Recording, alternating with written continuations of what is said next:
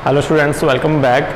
अभी तक हमने स्ट्रक्चर एनालिसिस के अंदर कंटिन्यूस बीम के क्वेश्चन किए हैं, जिसके अंदर सबसे पहले हमने क्वेश्चन किया था कि हमारे पास में दो स्पान्स है जिसके ऊपर पॉइंट लोड और यूडियल लगे हुए थे। उसका हमने एनालिसिस किया था यूजिंग दी क्लैफेरॉन्स थ्योरम और थ्री मूवमेंट थ्योरम भी उसको हम बोलते हैं।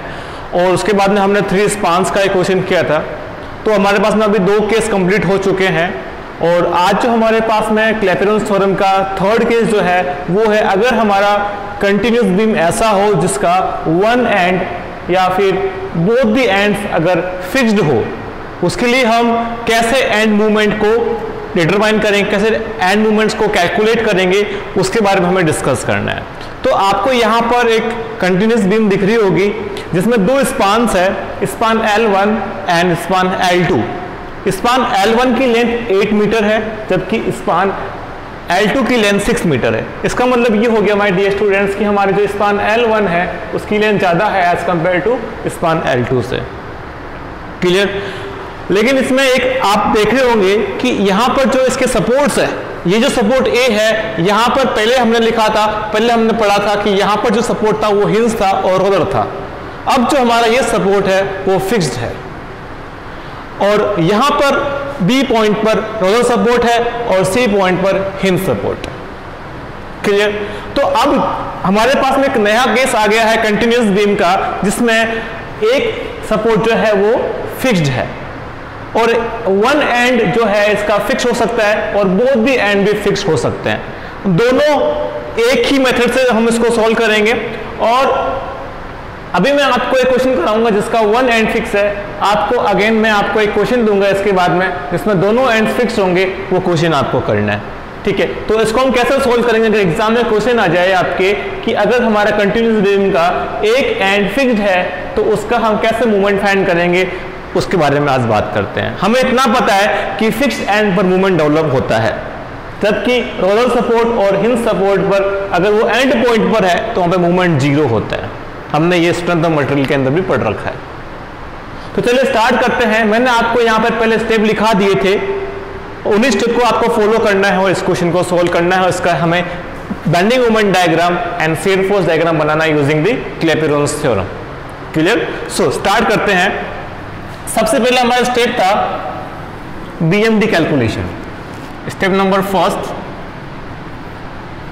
Bending moment diagram calculation. अब आपको एक डिफरेंस आपको यहां पे जानना है कि अगर हमारे एग्जाम में कंटिन्यूस बीम का एक एंड या बोथ दी एंड अगर फिक्स्ड आ जाते हैं तब हम इसको कैसे सॉल्व करेंगे। हमारा स्टेप तो वही रहेंगे, कोई दिक्कत नहीं उसमें, थोड़ा सा चेंज है वो आपको ध्यान देना है। वो चेंज क्या है उसके बारे में डिस्कस करते हैं। तो देखिए हमारा जो एंड A है ये फिक्स्ड है और एंड C है वो फिक्स्ड नहीं होके क्या है, हिंज सपोर्ट है। तो जब हमारा कोई एंड कंटिन्यूस बीम का अगर फिक्स्ड होता है तो हमें क्या मानना पड़ता है कि इसके लेफ्ट एंड पर भी एक स्पान है। इस स्पान को मानेंगे इमेजिनरी स्पान, एक काल्पनिक स्पान यहां पर हम इसको मानते हैं। ठीक है? तो अगर ये स्पान L1 है, ये L2 है, तो इसको हम मानेंगे L0। ठीक है? अब इसकी जो लेंथ होगी, जो हमने इसको डैश लाइन से डिनोट किया है, ये स्पान जो होगी फिक्स्ड एंड के इधर की तरफ, उसको मानेंगे इसकी लेंथ को L0।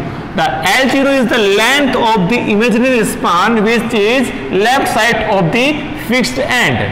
क्लियर? अगर यहां पर होता ये फिक्स एंड, अगर यहां पर होता तो यहां पर भी हम इसको क्या मानते, ये L1 था, ये L2 था, तो इसको हम मानते L3। क्या मानते? L3 मानते। लेकिन L3 की लेंथ जो हम लेते वो 0 लेते। क्या लेते? 0 लेते, क्योंकि हमारे पास में स्पान रियल में है ही नहीं, हम उसको इमेजिन कर रहे हैं। अगर इमेजिन कर रहे हैं तो वहां पर उसका लेंथ क्या होगा, 0 होगा। वहां पर लोड भी क्या होंगे, 0 होंगे। लोड के कारण मूवमेंट्स भी क्या होंगे, 0 होंगे। बस हमें मान के चलना है, क्योंकि हमारे क्लैपेरॉन्स थ्योरम है वो पर्टिकुलर टू स्पान्स केस में वैलिड है। इसलिए हम क्या करेंगे, अगर हमें मूवमेंट A पॉइंट पर फाइंड करना है तो ये मूवमेंट यहां पर आएगा L0 का और यहां से आएगा L1 का। तो यहां पर जो फिक्स एंड पर मूवमेंट जो डेवलप होगा, जो मूवमेंट A पे प्रोड्यूस होगा, वो क्या होगा, MA। वो एम ए कब आएगा? जब हम क्लेपेरेंस थ्योरम या फिर थ्री मूवमेंट थ्योरम लगाएंगे between the span L not मतलब L0 एंड L1 के बीच में। और यहां पर देखिए ये बी पॉइंट पर मूवमेंट आएगा, एम भी एक आएगा, L1 का एक आएगा, L2 का। ये भी कैसे आएगा? जब हम क्लेपेरेंस थ्योरम या फिर थ्री मूवमेंट थ्योरम को लगाएंगे L1 और L2 के बीच में। क्लियर? अब हमारे पास में एम ए आ गया, एम बी आ गया, एंड जब बात करेंगे एम सी की, तो मूवमेंट सी पॉइंट पर तो हमें पता है कि जब ये हमारा ये कंटिन्यूअस बीम का हमारा एंड पॉइंट है, टर्मिनल है, और टर्मिनल पे देखिए हिंज सपोर्ट है, तो कभी भी हिंज सपोर्ट जब टर्मिनल पे लगा होता है, एंड स्टेशन पे लगा होता है, एंड पॉइंट पे लगा होता है, तो वहां पे मूवमेंट क्या होता है डियर स्टूडेंट्स? जीरो होता है। तो यहां पर हमें मूवमेंट जो है तीन है, एक एम ए है, एक एम बी है, एक एम सी है, लेकिन यहां पर मूवमेंट एम ए की वैल्यू जीरो के इक्वल नहीं होगी, कुछ न कुछ आएगी, और मूवमेंट बी की वैल्यू भी कुछ न कुछ आएगी, नॉट इक्वल टू जीरो। लेकिन यहां पर हम कह सकते हैं कि मूवमेंट सी पे जो मूवमेंट होगा वो जीरो होगा, इक्वल टू जीरो होगा। यही हमें फाइंड करना है एम ए की value using the Clapeyron's theorem और थ्री मूवमेंट थ्योरम। यही हमें फाइंड करना है M B using the Clapeyron's theorem और थ्री मूवमेंट थ्योरम। यही हमें फाइंड करना है एम सी, लेकिन एम सी की वैल्यू क्या होगी? वो जीरो होगी। चलिए स्टार्ट करते हैं। सबसे first step number 1 which is BMD calculation. अब हमारे पास में यहां पर फिक्स एंड आने के बाद में हमारे पास में अब जो स्पान है वो तीन है, रियल में तो दो है, L1 एंड L2, लेकिन अब हमारे पास में यहां पर स्पान तीन हो गई है। जब भी कभी फिक्स एंड आता है तो हम उसके उधर की साइड में, अगर फिक्स एंड हमारा बीम कंटिन्यूअस बीम का लेफ्ट में है तो उसके लेफ्ट साइड में ए के आगे की तरफ एक इमेजिनरी स्पान मानते हैं जिसकी लेंथ क्या लेते हैं? L0। ठीक है, इसी तरह के इस तरह से अगर वो लेफ्ट एंड पे ना हो फिक्स एंड, अगर राइट एंड पे हो तो भी हम इसके इधर की तरफ एक स्पान मानेंगे जिसकी लेंथ L3 L4 कुछ भी हो सकती है, depend on the span in this continuous beam. Okay, तो कैसे फाइंड करते हैं? स्टेप हमारे वही रहेंगे। चलिए स्टार्ट करते हैं, फटाक से इस क्वेश्चन को कर लेते हैं। सो सबसे पहले हम BMD कैलकुलेशन करेंगे, वही स्टेप आपको फॉलो करना है। 4 span L0, 4 span L1, 4 span L2। L1 की लेंथ है 8 मीटर, L2 की लेंथ हमारे पास में 6 मीटर, और L0 की लेंथ क्या हो जाएगी? 0 मीटर। यहां लिख देते हैं 0 मीटर। ये हमारे पास में है L2, ये हमारे पास में है L3। Okay, BMD 4 span L0 या फिर L0 क्या हो जाएगा? Movement maximum is equal to M0। हम इसको M0 भी बोल सकते हैं या फिर M0 भी बोल सकते हैं, no problem in this. Next 4 span bending movement 4 span L1, तो इसका मूवमेंट मैक्सिमम क्या होगा? देखिए L2 स्पान, ये हमारा L1 है, sorry this is L1 span and this is L2 span. Okay, then 4 span L1 के लिए मूवमेंट मैक्सिमम क्या हो जाएगा? देखिए वो L1 स्पान पे यूडियल लग रहा है, तो यूनिफॉर्म डिस्ट्रीब्यूटेड लोड के लिए अगर हम इसको सिंगली सपोर्टेड बीम मान के चले तो इसका मैक्सिमम बेंडिंग मूवमेंट कितना होगा? अगर हम इसको इंडिविजुअल मान के चले ना, तभी ये हमारी बीम कौन सी होगी? सिंगली सपोर्टेड बीम की तरह एक्ट करेगी। ओके, तो इसका मैक्सिमम मूवमेंट कितना होता है? पता है WL²/8। तो WL²/8। अब W क्या आएगा? इसका यूनिफॉर्म डिस्ट्रीब्यूटेड लोड के इंटेंसिटी कितनी है? 1 किलोमीटर पर मीटर। और L यहाँ पे क्या है? जो हमारी L1 स्पान है, तो क्या हो जाएगा? WL1² 8। वैल्यू पुट करते हैं, W की वैल्यू यहाँ पर हमारे पास में 1 है, इंटू L1 की लेंथ कितनी है? 8 मीटर, देन 8²/8। तो देखिए क्या हो जाएगा? 8 to 8 कैंसिल आउट, क्या हो जाएगा हमारे पास में? ये 8 ही आएगा। ठीक है, 8² डिवाइडेड बाय 8, तो हमारे पास में ये वैल्यू आ गई मूवमेंट मैक्सिमम की 8 किलोन्यूटन इंटू मीटर।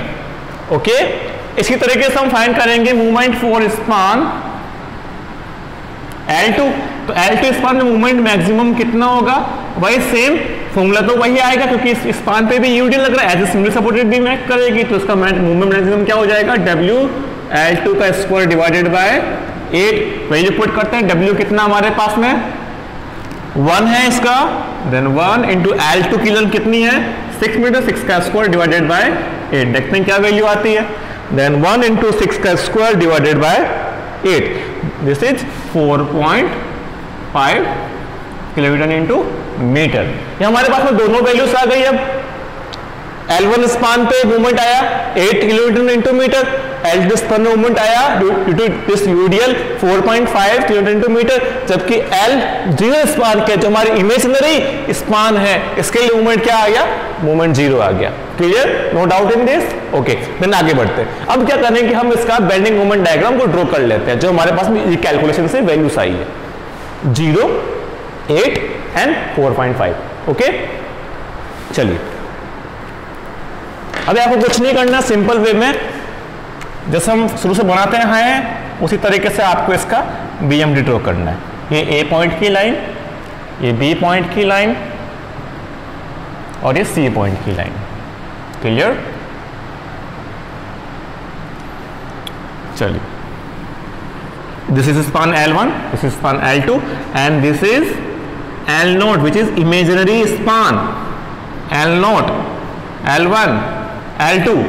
क्लियर, तो देखिए L0 स्पान मूवमेंट 0, कुछ नहीं भी नहीं आएगा यहाँ पर, जबकि L1 स्पान पे बेंडिंग मूवमेंट की वैल्यू क्या आ गई 8, सेंटर में मैक्सिमम होगा क्योंकि यूडीएल है और एक सिमिलर सपोर्टेड बीम की तरह एक्ट कर रहा है, तो सेंटर में आ जाएगा हमारा 8 किलो न्यूटन इंटू मीटर। इसी तरीके से L2 स्पान पर क्या हो जाएगा 4.5, तो 4.5 विच इज लेस देन 8, तो यहाँ पर आ जाएगा लगभग हाफ से थोड़ा ऊपर की तरफ और सेंटर में हो जाएगा maximum 4.5 kilometre into metre. Clear, अब जो यहाँ पे बेंडिंग मोमेंट डायग्राम बनेगा उसका शेप क्या होगा, पैराबोला होगा। ठीक है, ये हमने यहाँ पे पैराबोला बनाया क्योंकि यूडीएल लग रहा है, यूडीएल के लिए क्या हो जाएगा, पैराबोलिक कर्व बन जाएगा। इसका भी क्या हो जाएगा, इसके ऊपर यूडीएल है, इसका भी क्या हो जाएगा, पैराबोलिक कर्व बन जाएगा। क्लियर, ये हमने फाइंड कर लिया, इसका बना दिया हमने इसका बेंडिंग मोमेंट डायग्राम, यहाँ पर कुछ भी नहीं आएगा। ठीक है, अब हमारा स्टेप नंबर 2 जो हमने यहाँ पर बेंडिंग मोमेंट डायग्राम ड्रॉ किया है, इसका हमें एरिया एंड सीजी फाइंड करना है सिंपल वे। चलिए स्टेप नंबर 2 क्या कहता है, स्टेप नंबर 2 कि जो आपने बेंडिंग मोमेंट डायग्राम की कैलकुलेशन करी है, उस कैलकुलेशन के अकॉर्डिंग जो आपने बीएमडी बनाया है उस बीएमडी का एरिया फाइंड करो, उसी बीएमडी की सीजी फाइंड करो। ओके, तो हमारा सेकंड स्टेप ये कहता है कि आप बीएमडी का एरिया कैलकुलेट करो and centre of gravity calculate करो। चलिए कर लेते हैं। सबसे पहले हम फाइंड करेंगे एरिया, तो एरिया फॉर स्पान L0 क्या होगा, कुछ भी नहीं है यहाँ पे। देखिए L0 पे कोई भी एरिया नहीं है हमारे पास में, कोई भी बीएमडी नहीं बना, तो हमारे पास में जो एरिया होगा L0 का वो क्या होगा, A0 which is equal to 0, कुछ भी नहीं होगा, A0 0 होगा। सिमिलर फॉर स्पान L1 का एरिया क्या हो जाएगा A1, तो A1 अगर हम बात करें L1 स्पान की, तो देखिए L1 स्पान पे क्या बन रहा है, पैराबोला बन रहा है। देखिए यहाँ पर, तो इसका एरिया पता है हमें क्या होता है 2/3 बेस इंटू हाइट, और बेस इसका कितना है 8 मीटर इंटू 8, और हाइट हमारे पास कितनी आई थी, वो भी कितनी आई, देखिए 8 मीटर आई, तो 2/3 8 इंटू 8 देखते हैं कितना होता है, 2 इंटू 8 डिवाइडेड बाय 3। ये वैल्यू हमारे पास में आई है स्टूडेंट्स 42.67, इसकी यूनिट हो जाएगी किलोमीटर इंटू मीटर स्क्वायर। ये हमने फाइंड कर लिया area for span L1 which is A1। इसी तरीके से फाइंड करेंगे फॉर स्पान L2, तो क्या हो जाएगा A2 का भी सेम फॉर्मूला लगेगा। यहाँ पे देखिए पैराबोला बना था, पैराबोला का एरिया क्या हो जाएगा 2/3 बेस इंटू हाइट, बेस कितना है इसका 6 मीटर है, L2 कितना है 6 metre, then 6 into 4.5, then 6 into 4.5 which is equal to, देखते हैं क्या वैल्यू आती है, 2 into 6 into 4.5 divided by 3 which is 18 only, 18 kilometre into metre square. ये हमने दोनों स्पान L1 एंड L2 के A1 A2 मतलब एरिया फाइंड कर लिया, और यहाँ पे L0 स्पान जो है वो इमेजिनरी है, तो उसका एरिया क्या हो जाएगा A0 which is equal to 0, कुछ भी नहीं है वहां पे, ना तो लोड है, लोड नहीं आएगा, तो बेंडिंग मोमेंट भी नहीं आएगा, लेकिन फिक्स एंड जो है वहां पे बेंडिंग मोमेंट आएगा due to this loading. Okay, ये तो हमने एरिया फाइंड कर लिया। अब फाइंड करते हैं सीजी। चलिए अब हम बात करते हैं सेंटर ऑफ ग्रेविटी सीजी की। CG for span L note CG को डिनोट करते हैं हम एक्स से, तो एल नोट सीजी क्या होता है, एक्स नोट हो जाएगी। सीजी हम दो फाइंड करते हैं ना, एक फाइंड करते हैं लेफ्ट टू राइट, एक करते हैं राइट टू लेफ्ट, लेकिन दोनों यहाँ पे जीरो होगी क्योंकि यहाँ पे हमारे पास में एल जीरो भी क्या है, जीरो है, एरिया भी क्या आया, जीरो आया, लोड भी नहीं है, मूवमेंट भी नहीं आएगा। ओके, देन सीजी भी क्या होगी, जब कोई एरिया कोई डायग्राम बनाए नहीं, कोई डायग्राम बनाए नहीं, तो सीजी भी क्या होगी इसकी, जीरो। चलिए, तो x naught from left to right and right to left both are equal to zero. Okay, दोनों की वैल्यू जीरो। अब बात करते हैं एल नोट के बाद में सीजी बात करते हैं L1 स्पान के ऊपर जो ये डायग्राम बन रहा है पैराबोला उसकी 4 स्पान L1, तो L1 स्पान पे स्टूडेंट देखिए क्या बन रहा है, पैराबोला बन रहा है। ठीक है, पैराबोला बन रहा है तो इसकी सीसी कहां पे होगी, इसके सेंटर में लाई करेगी ना, सेंटर में लाई करेगी तो सेंटर में क्या हो जाएगा L/2, लेकिन इसकी सीसी क्या है L, इसकी लेंथ क्या है L1, तो क्या हो जाएगा L1/2। तो सीधी जो हमारी स्पान L1 की होगी वो क्या होगी x1 from left to right and right to left both are equal which is equal to L/2, लेकिन इसकी जो L है वो क्या है L1 है, तो L1/2 और L1 कितनी हमारे पास में है वो 8 मीटर है, then 8/2 is equal to 4 metre. Okay, and then CG4 span L2 क्या हो जाएगा, सीजी क्या हो जाएगा x2 from left to right and right to left both are equal, क्योंकि देखिए L2 स्पान पे पैराबोला बन रहा है, पैराबोला की सीधी सेंटर में लाई करती है, सेंटर में लाई करेगी तो x2 क्या हो जाएगा, दोनों का सेम होगा, चाहे लेफ्ट से राइट की तरफ जाए चाहे राइट से लेफ्ट की तरफ आए, तो वो क्या हो जाएगा L2/2 पे हो जाएगा। L2 कितना है इसका 6 मीटर है, then 6 divided by 2 is equal to 3 metre. तो हमने क्या किया, स्टेप नंबर फर्स्ट और स्टेप नंबर सेकंड को कंप्लीट कर लिया है। अब हमारा नंबर आता है क्लैपेरॉन थ्योरम का। क्लैपेरॉन थ्योरम के अकॉर्डिंग हम मूवमेंट फाइंड करेंगे, हमारा जो फिक्स्ड एंड मूवमेंट है, जो हमारा इंटरमीडिएट मूवमेंट है, ये फाइंड करेंगे और मूवमेंट सी क्या हो जाएगा, जीरो हो जाएगा। चलिए, यहां पे स्पेस नहीं है तो मैं इसको यहां पे बना देता हूं, यहां पे कैलकुलेशन स्टार्ट कर देता हूं। ओके, आई होप कि आपको समझ में आ रहा होगा, और अगर आपको समझ में आ रहा है अच्छे से तो एक बार लाइक करना ना भूलें। चलिए, स्टेप नंबर थर्ड स्टेप जो कि हमारा सेकंड स्टेप है, वो क्या कहता है कि जो भी आपने यहाँ पर डायग्राम बनाए हैं, बेंडिंग मोमेंट डायग्राम बनाया है, उस डायग्राम के अकॉर्डिंग जो आपने यहाँ पर ये जो एरिया और सीजी फाइंड करे हैं, इसके अकॉर्डिंग इक्वेशन बनती है, उस इक्वेशन को बोलते हैं क्लैपेरॉन थ्योरम या फिर movement of three theorem, three movement theorem बोलते हैं उसको। ठीक है, तो अब देखिए, अब हम स्टेप नंबर थर्ड के अंदर क्या फाइंड करेंगे, थ्री मूवमेंट थ्योरम को अप्लाई करेंगे, TMT कैलकुलेशन करेंगे, थ्री मूवमेंट थ्योरम। मैंने यहाँ पे TMT लिखा है which is three movement theorem calculation, या फिर इसको क्लैपेरॉन थ्योरम भी बोला गया है।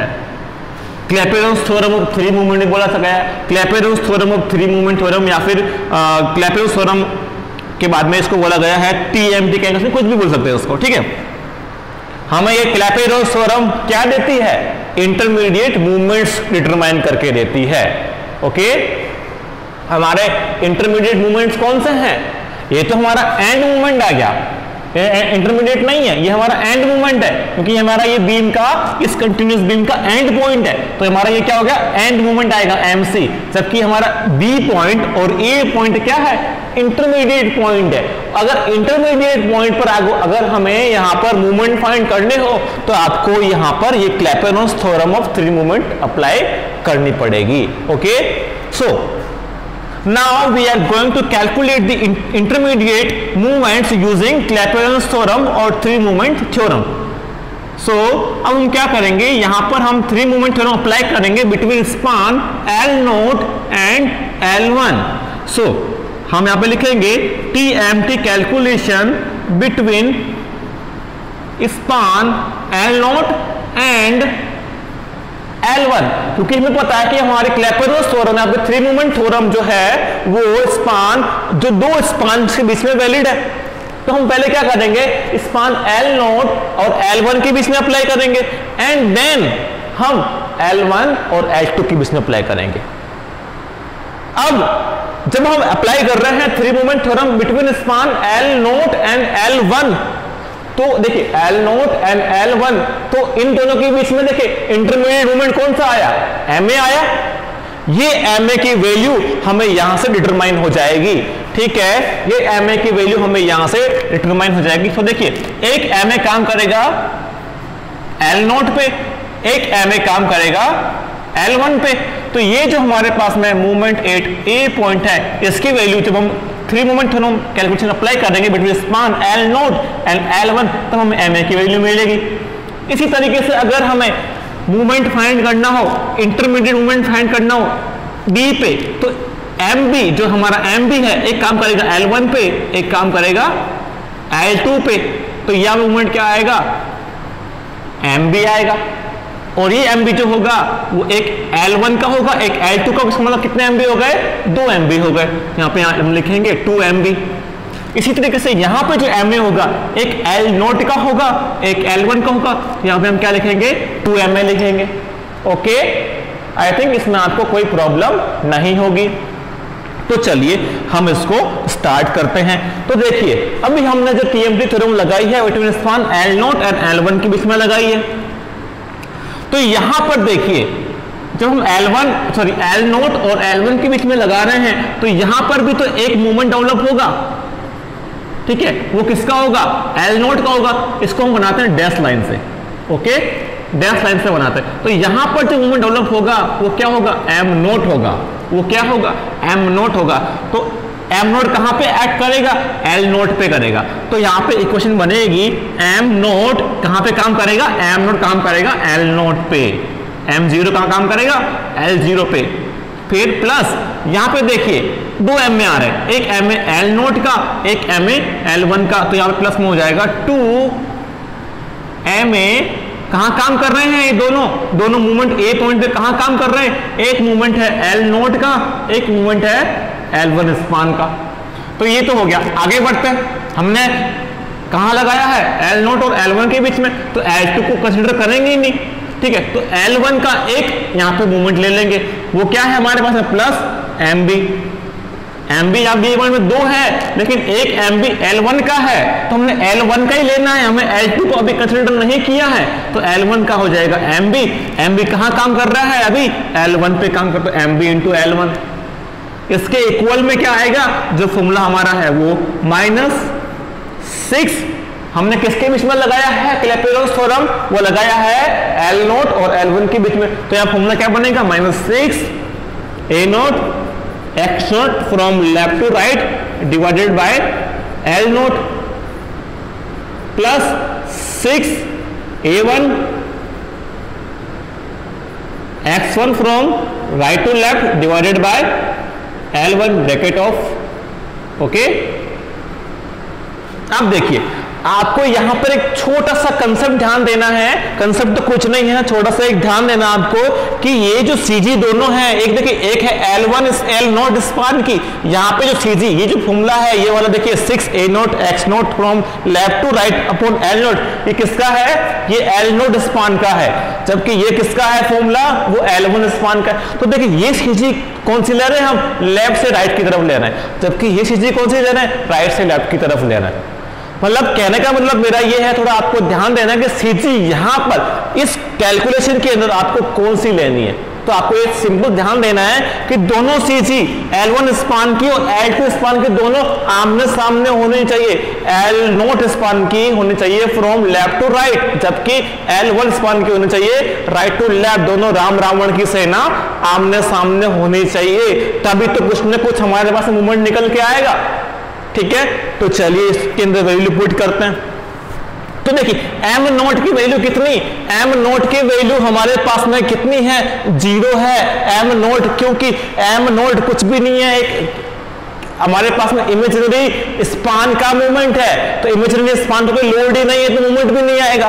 तो इमेजिनरी स्पान की वैल्यू यहाँ पर एल नोट की value 0, 0 into M naught already 0 और एम नोट भी 0, तो ये वैल्यू हमारे पास में क्या हो जाएगी, 0 हो जाएगी। Plus 2ma into L naught की वैल्यू क्या है 0, प्लस L1 की वैल्यू हमारे पास में क्या है 8, प्लस mb इंटू L1 हमारे पास में क्या है 8, तो हमारे पास में क्या हो जाएगा 8 mb हो जाएगा, is equal to minus 6 a naught की वैल्यू हमारे पास में क्या है 0 into x naught from left right की वैल्यू क्या है ये रही वो भी 0 डिवाइडेड बाय L नोट की वैल्यू क्या है 0 प्लस 6 इंटू A1 की वैल्यू हमारे पास में देखिए क्या आई, देखिए यहां पर मैंने यहां पर लिखी थी ये वाली A1 की वैल्यू हमारे पास में आई 42.67 into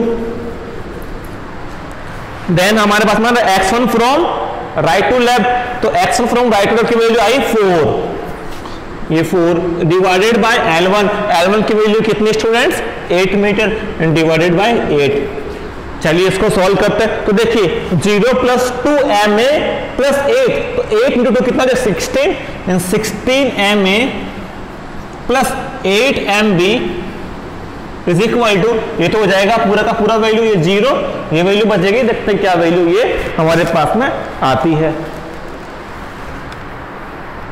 6 into 42.67 into 4 divided by 8, तो स्टूडेंट्स ये वैल्यू हमारे पास में आई है, माइनस है आगे तो माइनस के 128.01, this is the equation number 1। अब जो हमारे पास ये जो इक्वेशन बनी है ये इक्वेशन हम मानते हैं कि इक्वेशन हमारे पास में इक्वेशन नंबर 1 है। ओके, अभी हमने क्या किया, हमने क्लैपेरॉन्स थ्योरम लगाई है between the span L0 and L1 के बीच में। तो हमारे पास में जो इक्वेशन बनी 1 वो किस फॉर्म में आई है, ma और mb की फॉर्म में आ गई। अगेन हम क्या करेंगे, क्लैपेरॉन्स थ्योरम या थ्री मोमेंट थ्योरम को अप्लाई करेंगे between this span L1 and L2, तो अगेन एक इक्वेशन बनेगी वो भी ma और mb की फॉर्म में बनेगी। जब ma mb की फॉर्म में इक्वेशन बनी तो जो हमने क्वेश्चन नंबर 2 किया था वैसे इसको सोल्व करना है, और हमें यहाँ पर जो हमारा इंटरमीडिएट मूवमेंट है ma और mb की वैल्यू मिल जाएगी, और हमें यहाँ पे अगेन जो वैल्यू आएगी बेंडिंग मूवमेंट की उसका हमें यहाँ पे BMD के अंदर इसको शो करना है। एंड देन लास्ट स्टेप हमारा SFD का। चलिए इसको सॉल्व करते हैं आगे, मैं इसको यहाँ से रब कर दे रहा हूँ।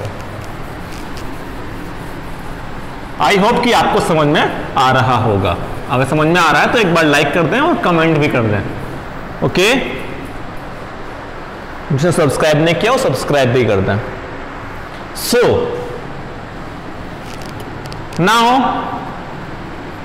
TMT theorem calculation between span L1 and L2, okay, L1 and L2, तो क्या इक्वेशन बनेगी, इक्वेशन बनेगी यही कि L1 और L2 के बीच में लगा रहे हैं, तो यहां का मूवमेंट इनटू यहां की length, okay, then movement at A point into क्या हो जाएगा L1 and then movement B point पर, बी पॉइंट मूवमेंट दो काम कर रहे हैं MB, एक L1 का एक L2 का, तो क्या हो जाएगा हमारा 2MB, एक MB काम कर रहा है L1 पे, दूसरा कर रहा है प्लस L2 पे, तो क्या हो जाएगा 2MB into L1 plus L2, okay. फिर एक मूवमेंट काम करेगा C पे, okay, movement at C point क्या है, इंटरमीडिएट नहीं है, तो इसका मतलब क्या होगा, ये एंड मूवमेंट है, तो एंड मूवमेंट पे सपोर्ट कौन सा है, हिंज है, तो MC की वैल्यू क्या होगी 0 होगी। लेकिन अभी हमें लिख लेते हैं यहाँ पर MC कहाँ काम करेगा L2 पे, ठीक है, तो MC into L2 is equal to minus 6A1 x1 from left to right divided by L1 plus 6A2 x2 from right to left divided by L2, okay. ये हमारे पास में क्या है कि क्लैपेरॉन्स थ्योरम ऑफ थ्री मूवमेंट है, okay. इसके अंदर वैल्यू पुट करते हैं, तो देखिए मोमेंट ए पॉइंट पर फिक्स एंड है यहाँ पे मोमेंट ए पे, ठीक है, तो फिक्स एंड पे मोमेंट कुछ ना कुछ आएगा, नॉट इक्वल टू 0 होगा। देखते हैं क्या आता है, तो एम ए की वैल्यू कुछ ना कुछ आएगी। L1 कितना हमारे पास में 8, तो क्या हो जाएगा 8 MA प्लस 2 MB, एक L1 प्लस एक L2 का, ठीक है। L1 की लेंथ कितनी है 8, देन L1 8 प्लस L2 कितना है 6 मीटर है ना, 6 प्लस MC क्या हो जाएगा equal to 0, then 0 into L2 क्या हो जाएगा हमारे पास में 0 हो जाएगा। अभी देखते हैं 0 into L2 is equal to minus 6 into A1 की वैल्यू क्या हमारे पास में है 42.67 into x1 from left to right, ये रहा 4 मीटर डिवाइडेड बाय L1 की लेंथ कितनी है हमारे पास में 8 प्लस 6 इंटू A2 की वैल्यू हमारे पास में 18, ये 18 6 into 18 into x2 from right to left, ये रहा 3 मीटर डिवाइडेड बाय L2 की लेंथ कितनी है हमारे पास में 6 एंड ब्रैकेट ऑफ, ये माइनस से ध्यान देना, ठीक है। अब देखिए 8 MA प्लस 8 प्लस 6 कितना हो जाएगा 14 इंटू 2 कितना हो जाएगा हमारे पास में 28 into MB 28 MB plus 0 into L2 क्या हो जाएगा 0 इज इक्वल टू, ये वैल्यू देखते हैं क्या आती है। मैं इसका पूरा का पूरा सोल्यूशन यहां से लेके यहां तक एक साथ ही कर लेता हूं और यहां लिख लेता हूं।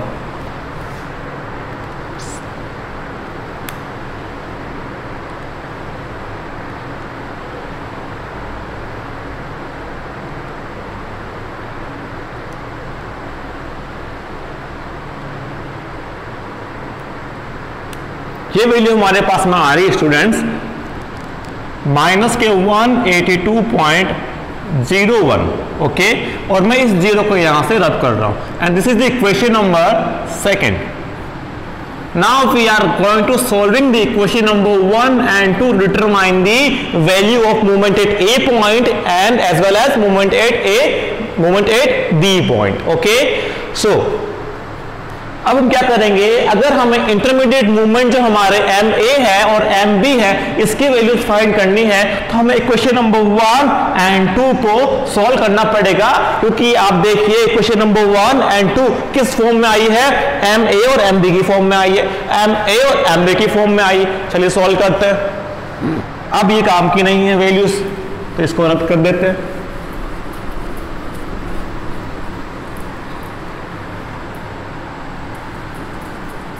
यही तो थ्योरम हमारी क्या है, यही थ्योरम हमारी क्लैपेरॉन्स थ्योरम है, ओके।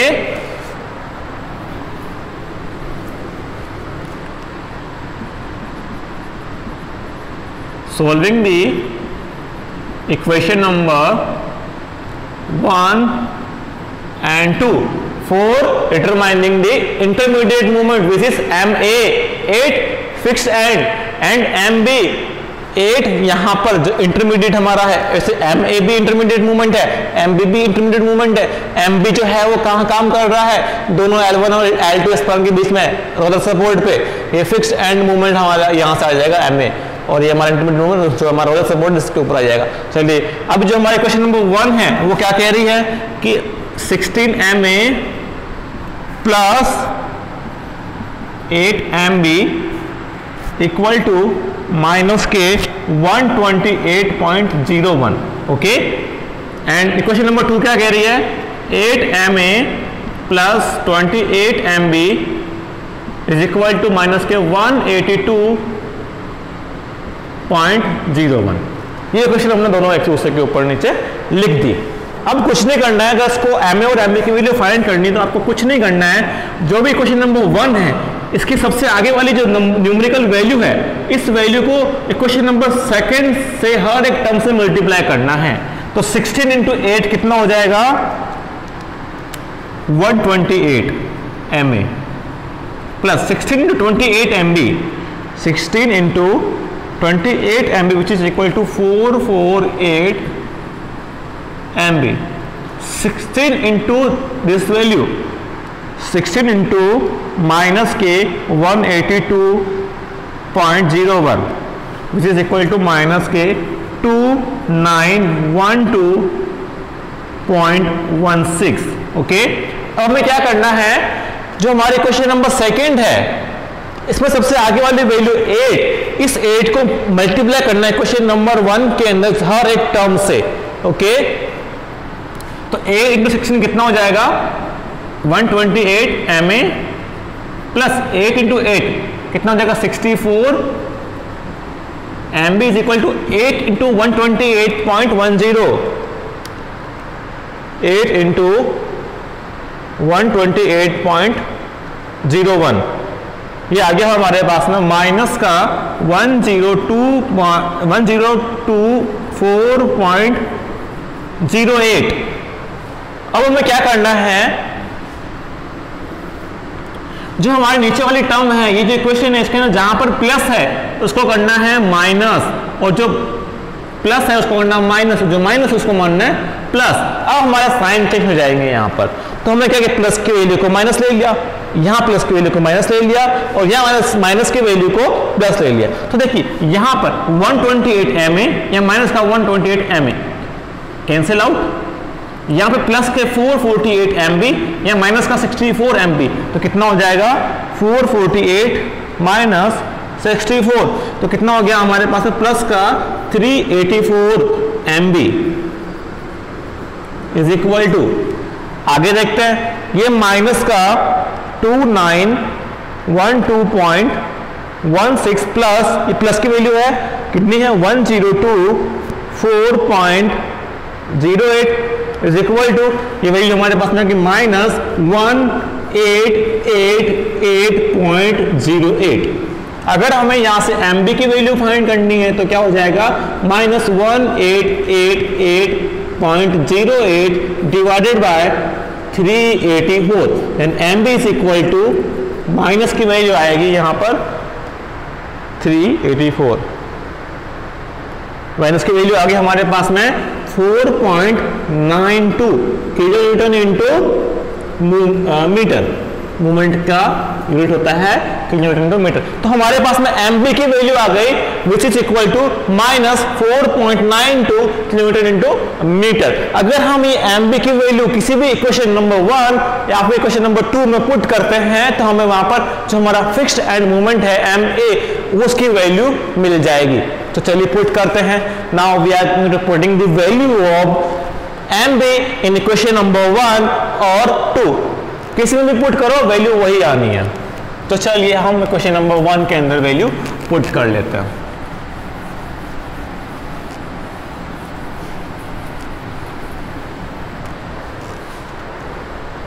नाउ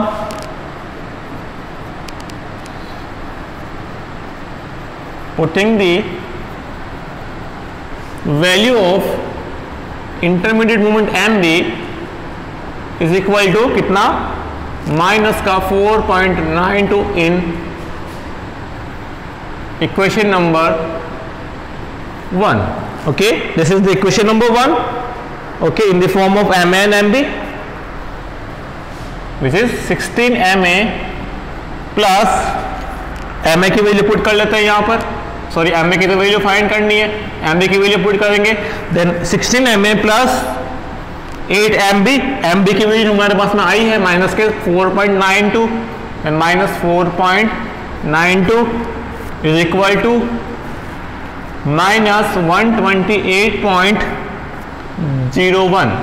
ओके, यहाँ पे देखिए क्या अननोन है, MA अननोन है, तो MA की वैल्यू यहाँ से मिल जाएगी। Okay, and 16 MA is equal to 8 into minus 4.92 कितना होता है, ये आ गया माइनस का 39.36 इज इक्वल टू 128.01 माइनस का, and MA is equal to minus 128.01 plus 39.36 divided by 16। तो देखते हैं क्या वैल्यू MA की आती है, minus 128.01 plus 39.36 divided by 16। MA की वैल्यू हमारे पास में आ गई 5.9 54 kilometre into metre, this is the value of MA। तो देखिए यहाँ पे MA की वैल्यू हमने फाइंड कर ली, MB की वैल्यू फाइंड कर ली, लेकिन यहाँ पे आप थोड़ा सा कंसेप्ट का ध्यान रखें कि देखिए MA की वैल्यू ज्यादा आ रही है एज कंपेयर टू MB, ये वैल्यू यहाँ पे माइनस की आ रही है, ठीक है, ये वैल्यू माइनस की है। तो यहाँ पे आपको पता चल गया कि MA की वैल्यू जो है वो ज्यादा है एज कंपेयर टू MB से, तो फिक्स एंड पर मूवमेंट ज्यादा होता है as compare to hills movement या फिर रोलर मूवमेंट, इतना आपको ध्यान देना है, ठीक है। तो यहाँ पे मूवमेंट थोड़ा ज्यादा आएगा, तो देखिए ज्यादा ही आ रहा है, MA की वैल्यू क्या आ रही है, ज्यादा आ रही है as compare to MB। Okay, MA की वैल्यू माइनस के 5.54, MB की वैल्यू माइनस का 4.92। चलिए ये हमने क्या किया, थर्ड स्टेप कंप्लीट कर लिया, और अभी हमें इसका BMD बनाना है। BMD पहले बना दिया था इस सिंपल, इसको मानते हुए सिंगल सपोर्टेड बीम। अगर हम इंटरमीडिएट मोमेंट फाइंड करें हैं MA MB, तो उसकी वैल्यू हम यहाँ पे बना देते हैं। तो देखिए MA की वैल्यू हमारे पास में कितने, -5.54, -5.54, तो यहाँ आएगा लमसम -5.54, और MB की वैल्यू हमारे पास में कितने है, -4.92, 4.92 इससे जाएगा ऊपर 4.5 से, लगभग यहाँ आ जाएगा 4.92, और MC की वैल्यू क्या है, 0, और M नोट की वैल्यू भी क्या है, 0, तो 0 तो कुछ नहीं, 0 से 0 जाएगा, यहाँ तक जाएगा, फिर ऊपर की तरफ जाएंगे ऐसे। ओके, फिर MA से कहाँ गए थे, MB पे। MA MB दोनों क्या है, इंटरमीडिएट मूवमेंट है। क्रेपेनस थ्योरम से क्या फाइंड करते हैं, इंटरमीडिएट मूवमेंट ही फाइंड करते हैं। ये आगे हम MB पे, फिर क्या है MC पे, MC भी 0 है तो आगे 0 पे, ठीक है।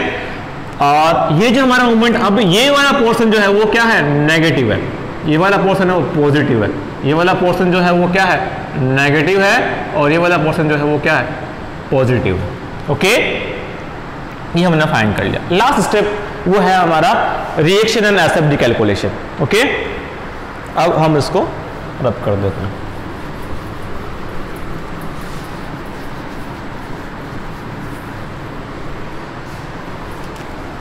प्रैक्टिस करोगे तो अपने आप टाइम जो लगना है वो कम हो जाएगा। आप प्रैक्टिस करें, नंबर्स ऑफ क्वेश्चंस हमारे पास में बहुत सारे हैं, प्रैक्टिस करोगे तब कुछ भी टाइम नहीं लगने।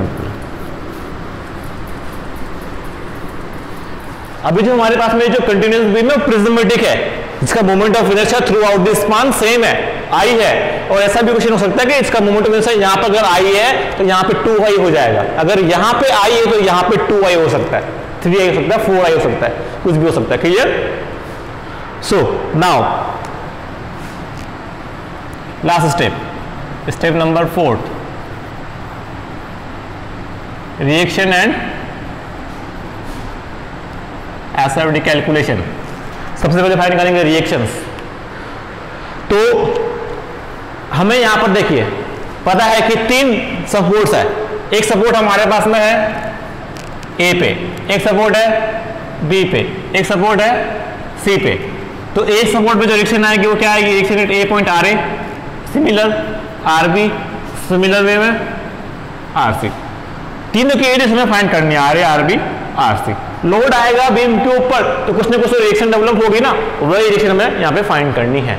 चलिए करते हैं फाइंड। तो देखिए अगर हमें यहाँ पर रिएक्शन फाइंड करनी है आरसी की, आरसी की वैल्यू फाइंड करनी है तो मूवमेंट हम ले लेंगे बी पे। चलिए मूवमेंट एट बी पॉइंट, तो बी पे मूवमेंट लिया, चाहे मूवमेंट अगर हम यहां से लें तो आरसी की वैल्यू आएगी, अगर मूवमेंट अगर हम यहां से लेते हैं तो आरए की वैल्यू आएगी। चलिए यहां से लेते हैं तो क्या हो जाएगा, आरसी की लेंथ कितनी है बी पे 6, then R C into 6, and then यहां से लेके यहां तक क्या यूडीएल है जिसकी कितनी है इंटेंसिटी 1, डाउनवर्ड एड करेगा तो क्या हो जाएगा माइनस का 1, क्योंकि मूवमेंट है, मूवमेंट नीचे आने वाले लोड क्या होते हैं माइनस के होते हैं। तो माइनस का 1 इंटू इसकी लेंथ कितनी है 6, कितनी है लेंथ यूडीएल की 6, तो ये देखिए इसकी लेंथ मल्टीप्लाई, जितनी लेंथ मल्टीप्लाई होती है मूवमेंट में उतनी हाफ और मल्टीप्लाई होती है ना, तो हो जाएगा 6 डिवाइडेड बाय 2 या फिर 6 स्क्वायर बाय 2 भी लिख सकते हैं, is equal to M B. ठीक है, तो क्या हो जाएगा M B is equal to R C into 6 minus 1 into 6 by 2, वो रही आपके सामने इक्वेशन। वैल्यू पुट करते हैं, यहां से हमें आर सी की वैल्यू मिल जाएगी। तो एम बी की वैल्यू कितनी आई थी, देखिए एम बी की वैल्यू आई थी माइनस के 4.92, माइनस के 4.90 is equal to 6 R C minus 3 into 6 कितना हो जाएगा 18, then R C is equal to minus 4.92 plus 18 divided by 6, ये आर सी की वैल्यू आ गई।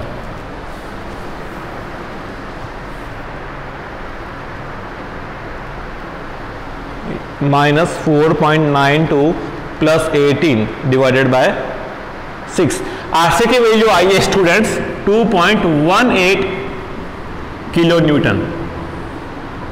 ओके, आर सी की वैल्यू हमने फाइंड कर ली है, R C is equal to 2.18 kilo newton. अब हम फाइंड करेंगे, चलिए आर सी के बाद में फाइंड करते हैं, हम आर ए की वैल्यू फाइंड कर लेते हैं।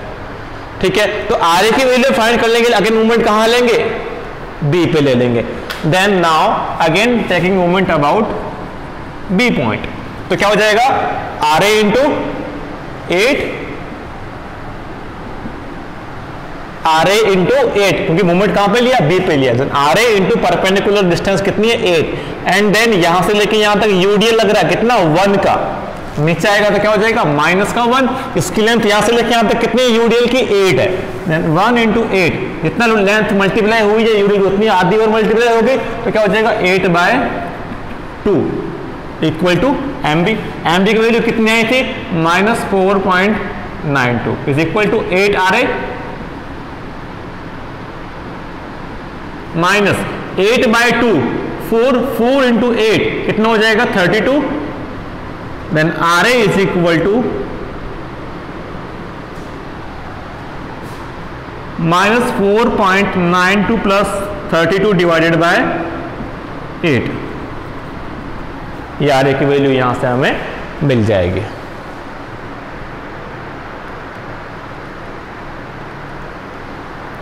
Minus 4.92 plus 32 divided by 8, R A की वैल्यू हमें मिली है 3.39 किलो न्यूटन, 3.39 किलो न्यूटन। तो हमने क्या किया, हमारा जो रिएक्शन ए पॉइंट पर वो फाइंड कर लिया, कितना आया 3.39 किलो न्यूटन। अब हम क्या करना है, जो हमारा ये मूवमेंट ये जो रिएक्शन बची आर बी, ये वैल्यू फाइंड करना है। R A R C find कर ली, अब बीच की जो रिएक्शन है आर बी वो फाइंड कर लेंगे, एक ही बची है, कैसे फाइंड करेंगे, सभी रिएक्शन को प्लस कर दो, R A plus R B plus R C is equal to total load on the beam, कितना लोड है 1/8 का प्लस 1/6 का। ओके, लोड तो फाइंड करना है ना हमें, क्योंकि ये जो यूडीएल है इसकी यूनिट कितनी है किलोमीटर पर मीटर है, हमें लोड चाहिए R A R B R C का किलोमीटर में। तो किलोमीटर में लाने के लिए हम क्या करेंगे, यूडीएल को मल्टीप्लाई करेंगे उसकी पर्टिकुलर लेंथ से, लेंथ का यूनिट क्या हो जाएगा metre, metre to metre cancel out, तो क्या बचेगा हमारे पास में किलोमीटर। ओके, तो देखिए हमें इसका लोड फाइंड करना है कि पर्टिकुलर इस बीम पे L1 और L2 पे कितना लोड ऐड कर रहा है 1/8 का है ना, 1 किलो न्यूटन पर मीटर इंटू इसका लेंथ कितना है 8 मीटर, तो 1 इंटू 8 कितना हो जाएगा 8 meter to metre cancel out, क्या बचेगा unit kilo newton. Okay, then 8 kilo newton. तो R A plus R B plus R C is equal to 1 into 8 plus 1 into 6, 1 into 8 plus 1 into 6। Okay, R A की value ये रही 3.39 plus R B तो find करना है, अभी आया ही नहीं, अननोन है, प्लस आर सी की वैल्यू फाइंड करेंगे सबसे पहले 2.18 is equal to 1 into 8, 1 into 6, 8 plus 6 कितना हो जाएगा हमारे पास में 14। तो देखते हैं आर बी की वैल्यू क्या आती, देन 14 माइनस 3.39 माइनस 2.18 तो ये हमारे पास में आ गई वैल्यू आरबी की। देखते हैं कितनी आती है। 14 माइनस 3.39 माइनस 2.18 8.43 किलो न्यूटन। तो देखिए प्रैक्टिकली आप देख लीजिए, प्रैक्टिकली हमें ये देखना है कि हमारे पास में जो कंटिन्यूअस बीम है A B and C, entire span पे L1 L2 पे स्पान पे यूडीएल लग रहा है, तो ज्यादा लोड किस पे आएगा, किस सपोर्ट पे आएगा, सी पे, बी पे या फिर ए पे। सी पे कम, फिर उससे ज्यादा आएगा ए पे एंड देन आएगा उससे ज्यादा सी पे, सेंटर वाला। ठीक है, तो देखिए आरबी, सॉरी ये सी पॉइंट, ये बी पॉइंट, ये ए पॉइंट, आर ए का वैल्यू क्या आ गया 3.39, आरबी का वैल्यू क्या आया अभी फाइंड किया 8.43 किलोमीटर, आरसी का वैल्यू क्या आ गया सबसे कम 2.18। तो इसका मतलब ये हो गया कि बेचारा बीच वाला जो सपोर्ट है बी, ये ज्यादा लोड कैरी कर रहा है, L1 का भी कर रहा है बेचारा, L2 का भी कर रहा है, तो यहां पर ज्यादा लोड आ गया, आरबी पे ज्यादा लोड आ रहा है। आरबी की वैल्यू कितनी 8.43, जबकि आर ए की इससे कम और आरसी की इससे भी कम। तो इसका मतलब ये हो गया यहां पर कि यहां पर हमारे पास में आरबी की वैल्यू ज्यादा है as compare to R A और आर ए की वैल्यू ज्यादा है as compare to R C. Okay, now SFD calculation, चलिए इसे हम कर देते हैं अब।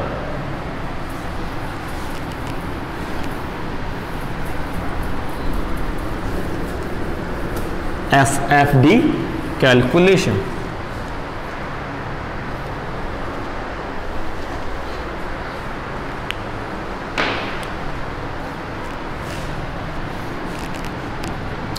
शेयर फोर्स डायग्राम कैलकुलेशन में पता है कि शेयर फोर्स डायग्राम में नीचे आने वाला लोड क्या होते हैं पॉजिटिव, ऊपर जाने वाला लोड क्या होता है नेगेटिव। बेंडिंग मोमेंट डायग्राम के साइड कन्वर्जन का अपोजिट। ओके, नीचे आने वाली लोड क्या पॉजिटिव, ऊपर जाने वाला लोड क्या नेगेटिव। पॉइंट लोड कहाँ ऐड करते हैं लेफ्ट में, यूडीएल कहाँ ऐड करते हैं राइट में। कहाँ कैलकुलेट करना है पॉइंट लोड को लेफ्ट में और यूडीएल को राइट में, क्योंकि हम हर पॉइंट का राइट करेंगे, हर पॉइंट का लेफ्ट करने वाले। Clear. So first of all हम पॉइंट लेते हैं सी, सी का राइट सी का लेफ्ट, बी का राइट बी का लेफ्ट, ए का राइट ए का लेफ्ट। ओके,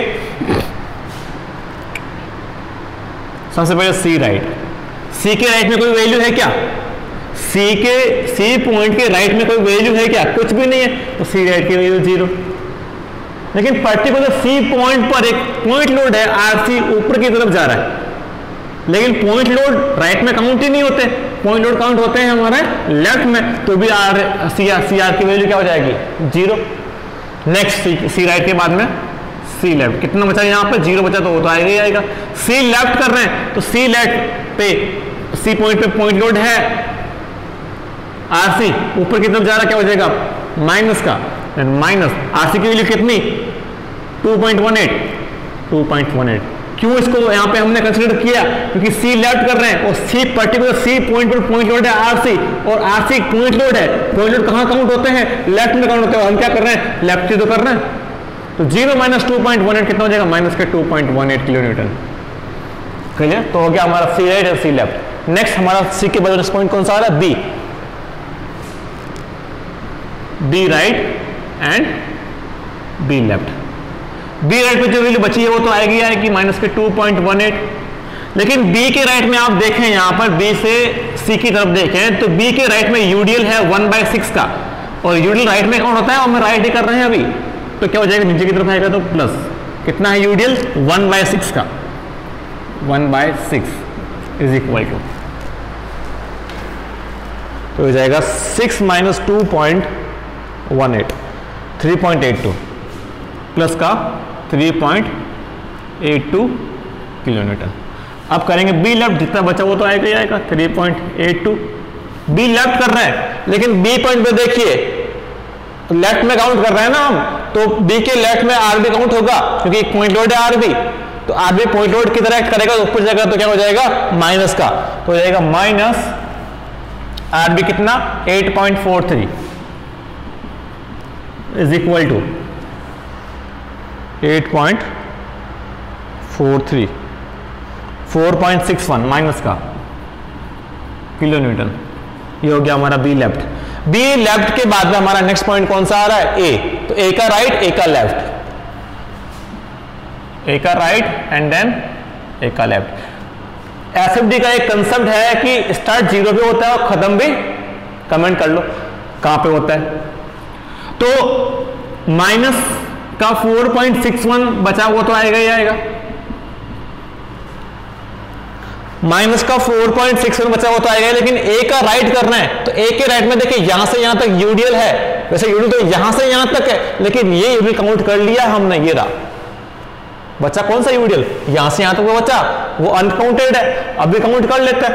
तो ये यूडीएल है 1/8 का, नीचे आ रहा है तो क्या हो जाएगा प्लस का 1/8, देन प्लस का 1/8। क्लियर? तो सॉल्व कर लेते हैं। प्लस का 1/8 ये आ गया 3.39 किलो न्यूटन।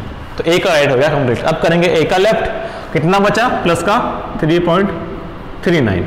अब ए का लेफ्ट कर रहे हैं, लेकिन ए के लेफ्ट में देखिए एक पॉइंट लोड आ रहे ऊपर की तरफ जा रहा है, और पॉइंट लोड यहाँ पे काम कर रहा है और हम भी लेफ्ट कर रहे हैं, और पॉइंट लोड कहाँ काउंट होते हैं? लेफ्ट में तो काउंट होते हैं। तो आर की वैल्यू कितनी है हमारे पास में? देखिए 3.39, ऊपर जाएगा तो क्या हो जाएगा नेगेटिव, तो माइनस का 3.39, तो प्लस का 3.39 माइनस का 3.39 कितना हो जाएगा? Is equal to 0। तो एसएफडी का रूल है, स्टार्ट कहाँ पे होता है? 0 पे होता है, एंड भी कहाँ पे होगा? 0 पे होगा। हो रहा है, कुछ नहीं करना, अब इसी कंडीशन में मिला दो, एसएफडी बन जाएगा अपना, कोई दिक्कत नहीं। चलिए करते हैं। प्रैक्टिस करने से टाइम कम लगेगा, अभी हमें समझने में लिखने में टाइम तो लग रहा है, लेकिन जब प्रैक्टिस करेंगे ना अपन तब कोई टाइम नहीं लगने वाला। ये ए पॉइंट की लाइन, ये सी पॉइंट की लाइन, सॉरी बी पॉइंट की लाइन, और ये सी पॉइंट की लाइन। ओके, अब देखिए हमारा शेयर फोर्स जो है नेगेटिव भी आ रहा है, पॉजिटिव भी आ रहा है, नेगेटिव आ रहा है, पॉजिटिव आ रहा है। ओके, और 0 भी है, तो ये हमने बना दी 0 लाइन। ऊपर की तरफ बनेगा पॉजिटिव शेयर फोर्स, नीचे बनेगा नेगेटिव का शेयर फोर्स। तो सी राइट की वैल्यू क्या आ गई? 0। सी लेफ्ट की वैल्यू क्या आ गई? माइनस के 2.18, ये आ गई माइनस के 2.18। बी राइट की वैल्यू आ गई हमारा 3.82, ये यहां कर देते हैं 3.82 प्लस का। बी लेफ्ट में माइनस का 4.61, माइनस का है तो नीचे की तरफ जाएगा 4.61 माइनस का है। ए राइट पे प्लस का 3.39, 3.39 ये यहां पर आ जाएगा। Okay, and then A left value क्या आ गई? 0, ये हो गया 0। और अब हम क्या बना रहे हैं? ये हमने बना रहे हैं एसएफडी बना रहे हैं, शियर फोर्स डायग्राम बना। पहले क्या बनाया था? बेंडिंग मोमेंट डायग्राम बनाया था। क्लियर? तो जब भी किसी स्पान पे यूडी लग रहा होता है तो हमारा शेयर फोर्स डायग्राम क्या बनता है? रेक्टेंगल नहीं बनता। क्या बनता है? पैराबोला नहीं बनता। शेयर फोर्स डायग्राम बनता है लीनियर लाइन। ओके, तो यहां पे यूडी लग रहा है तो हमारा शेयर फोर्स डायग्राम क्या बनेगा? एक लीनियर लाइन जाएगी। ठीक है, पहले हम यहां थे, फिर ये वैल्यू आई थी हमारे पास, फिर वैल्यू कौन सी आई थी? ये वैल्यू आई थी, तो ये इसको इससे मिला देते हैं। ठीक है, यहां पे शेयर फोर्स क्या हो गया? 0। फिर इस वैल्यू के बाद में शेयर फोर्स कौन सा आया था? ये आया था, इसको इससे मिला दो, पॉइंट टू पॉइंट मिला था, जाओ अपने आप सही हो जाएगा। फिर इस शेयर फोर्स के बाद कौन सा शेयर फोर्स आया था? ये आया था कि ये आया था? ये आया था। इस शेयर फोर्स से इस शेयर फोर्स को मिला दो, ये आ गई लीनियर लाइन। फिर इस शेयर फोर्स के बाद में ये आया था 0 शेयर फोर्स। तो देखिए यहां पर शेयर फोर्स हो रहा है 0, यहां पर शेयर फोर्स हो रहा है 0। अब इसको थोड़ा कारीगरी कर लो, ये हमारे पास में बन गया इस कंटिन्यूस बीम का शियर फोर्स डायग्राम। ओके, अब लास्ट एक केस और बचा है। ये वैल्यू हमारे पास में होगी पॉजिटिव, ये होगी नेगेटिव, ये होगी पॉजिटिव, ये होगी नेगेटिव। ओके, अब यहां पर ये जो एसएफडी बना है, यहां पर तो हमने एक इमेजिनरी लाइन मानी थी, एक इमेजिनरी स्पान मानी थी ना, वो क्या थी? L0। ये क्या थी? L1। ये क्या थी? L2 L नॉट स्पान पे कोई भी शेयर फोर्स प्रोड्यूस नहीं होगा, कोई भी शेयर फोर्स प्रोड्यूस नहीं होगा क्योंकि लोड ही नहीं है। जब कोई लोड ही नहीं है तो शेयर फोर्स क्या आएगा, कुछ नहीं आएगा। तो कुछ नहीं करना है, यहाँ पे थोड़ा डैश लाइन बना के L नॉट लिख देना। इसी तरीके से यहाँ पर भी डैश लाइन बना के L नॉट लिख देना बेंडिंग मोमेंट में। तो लोड ही नहीं है तो बेंडिंग मोमेंट कहाँ प्रोड्यूस होगा, कहाँ शेयर फोर्स प्रोड्यूस होगा, कुछ भी नहीं होगा। अब इस तरीके से अगर एग्जाम के अंदर कंटिन्यूअस बीम का क्वेश्चन ऐसा आए कि किसी एक एंड कोई है फिक्स्ड हो, चाहे बोथ दी एंड